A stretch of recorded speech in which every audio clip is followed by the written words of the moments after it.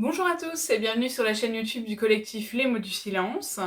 Aujourd'hui, j'aimerais bien qu'on parle d'un sujet qui mène à beaucoup de débats et j'ai fait énormément de recherches là-dessus depuis quelques semaines, mais c'est vrai que j'arrive pas trop à réellement prendre position sur ce sujet. Et du coup, j'aimerais beaucoup que vous me donniez vos avis donc en commentaire pour me dire ce que vous en pensez et ce que vous feriez. La question c'est pour quelles raisons peut-on porter plainte alors que le délai de prescription est passé? En effet, si dans un premier temps beaucoup d'entre vous vont se dire que c'est totalement inutile, j'étais exactement dans le même esprit que vous, et en fait avec des semaines de recherche, et j'en ai discuté donc avec des victimes qui l'ont fait, je me suis rendu compte que c'était pas si inutile que ça. Il faut savoir, si vous êtes victime et que vous regardez cette vidéo, que même si le délai de prescription est passé, vous pouvez quand même porter plainte.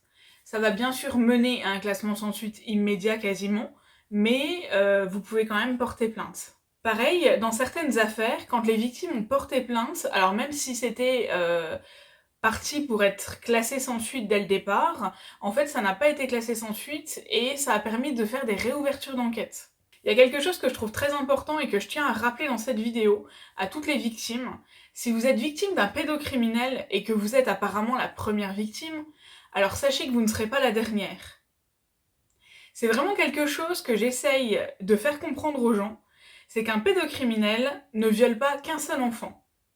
Alors si vous êtes le premier, vous n'êtes pas le dernier, et puis si vous vous sentez tout seul, sachez que vous êtes loin d'être le seul. C'est vraiment quelque chose d'ironique quand je dis ça, parce qu'on peut croire que je le prends à la légère. Pas du tout, c'est qu'à un moment donné, il faut arrêter de croire que vous êtes des exceptions. Quand un pédocriminel commence à violer un enfant, il va pas s'arrêter là. On expliquera dans une autre vidéo pourquoi, mais en fait ça lui crée tellement de bonheur et de plaisir, je le dis comme ça parce que je l'expliquerai mieux dans une autre vidéo, que clairement il va pas s'arrêter là. Un pédocriminel, il ne viole jamais qu'un seul enfant. C'est ce que votre entourage voudrait peut-être vous faire croire, que c'était vous le problème, et clairement, qu'est-ce que vous avez fait pour qu'il vous fasse ça? Moi, c'est la question qui m'a quand même été posée au tout début. Alors, c'est pas du tout moi, hein, le problème, c'est pas du tout vous non plus, c'est le pédocriminel. C'est un monstre et il a pas à faire ça, donc vous n'avez rien fait pour, et surtout, c'est pas du tout de votre faute. Vous n'êtes pas une exception, malheureusement, il y a beaucoup d'enfants qui vivront la même chose que vous. Actuellement, en France, je le répète toujours, c'est 3 enfants sur 10.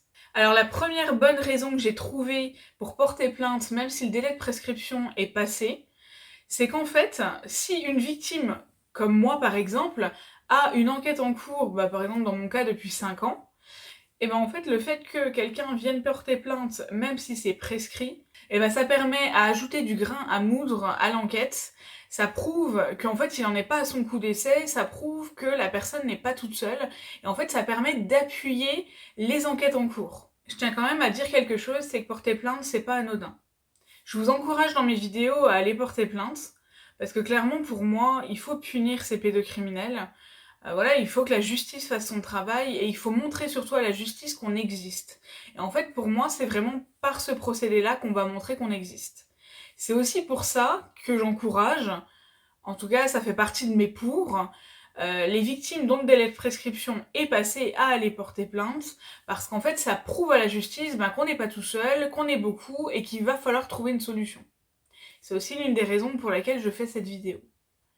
Par contre, il faut savoir que porter plainte, psychologiquement, c'est très compliqué.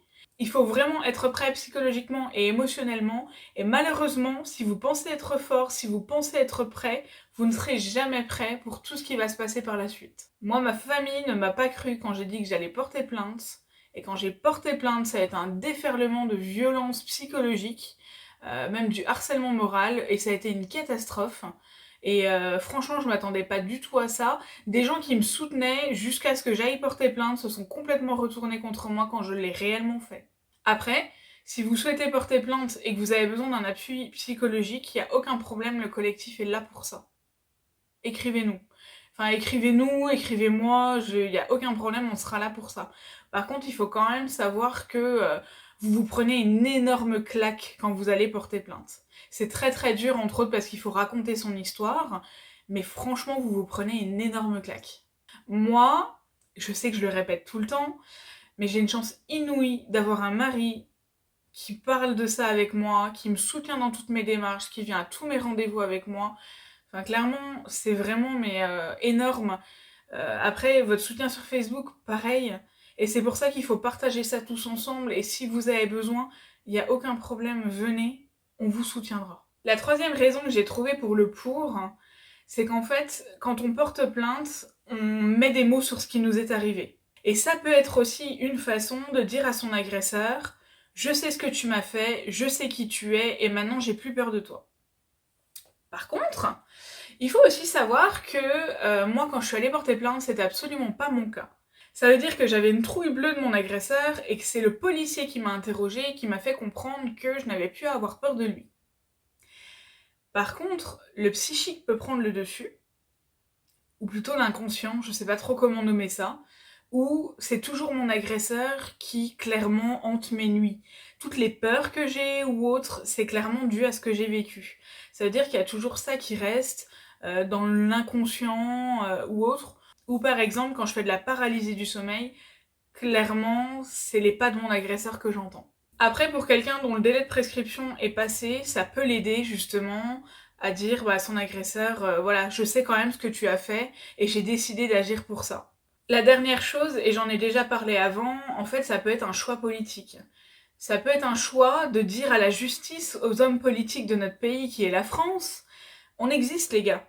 On existe, vous avez pas envie de nous entendre, alors la parole se libère, mais elle se libère clairement pas assez vite.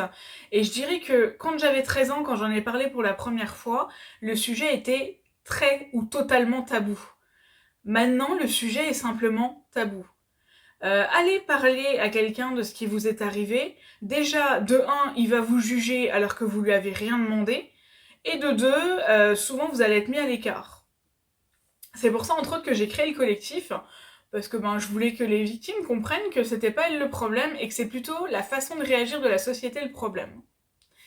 Si j'ai un message aujourd'hui pour les hommes politiques de notre pays, c'est que vous n'allez pas vous débarrasser de nous comme ça, malheureusement, parce qu'en fait, on est de plus en plus. Moins vous trouverez de solutions, plus on sera. Et donc, plus on sera à finir par agir, et plus vous allez être embêtés par notre problème. Donc il vaut mieux commencer maintenant à trouver une solution, à se battre tous ensemble avec des gens qui clairement veulent trouver une solution à ce problème, parce qu'on est tous touchés de loin ou de près par ce problème-là, que de laisser courir. Et surtout, si vous votez des lois, demandez aux victimes ce dont elles ont besoin. Du coup, j'attends avec impatience vos réactions pour savoir un petit peu ce que vous en pensez, ce que vous feriez, entre autres, si vous étiez victime et que le délai de prescription était passé. Est-ce que vous préféreriez laisser tout ça derrière vous ou alors essayer d'avancer d'une autre manière et d'aller porter plainte? Je vous dis à bientôt sur la chaîne du collectif et n'hésitez surtout pas à nous écrire si vous avez besoin. À bientôt!